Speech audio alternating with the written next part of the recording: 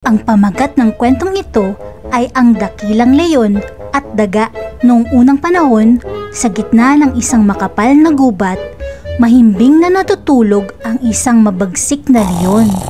Habang siya'y nagpapahinga, isang maliit na daga ang nagmamadaling tumakbo at aksidenteng napadaan sa ilong ng leyon. Kaya siya ay nagising. Nagalit ang leyon at agad niyang sinunggaban ang daga gamit ang kanyang malalaking paa. Nagmakaawa ang daga. "Patawarin mo po ako. Hindi ko po sinasadya. Kung palalayain mo ako, nangangako akong tutulong ako sa iyo balang araw."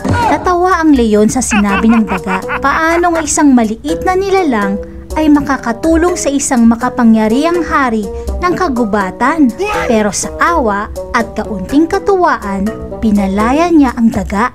Lumipas ang ilang araw, nahuli ang leyon sa isang bitag ng mga ngaso.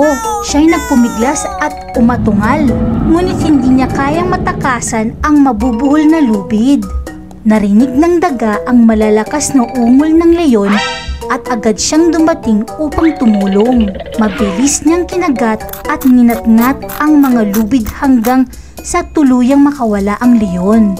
"Ano ang sabi ko sa inyo?" sabi ng daga habang nakangiti. Kahit ang isang maliit na nilalang ay maaaring makatulong sa isang dakila. Aral ng kwento, ang kabutihang loob ay hindi nasasayang. Tinuturo ng kwento na kahit ang pinakamaliit o tila pinakamahina ay kayang gumawa ng malaking kabutihan.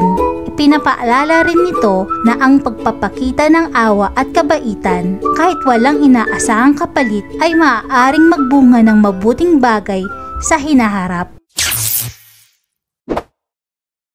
Please like, share, and subscribe!